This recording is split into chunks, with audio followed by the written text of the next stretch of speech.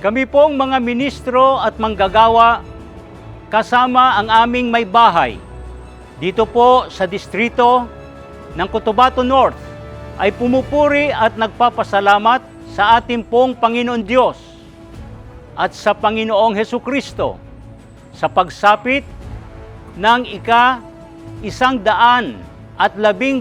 taong anibersaryo ng Iglesia ni Cristo. Dalangin po namin na patuloy pang ipagkaloob ng ating Panginoon Diyos ang maraming pagtatagumpay sa lahat ng larangan ng gawain sa Iglesia.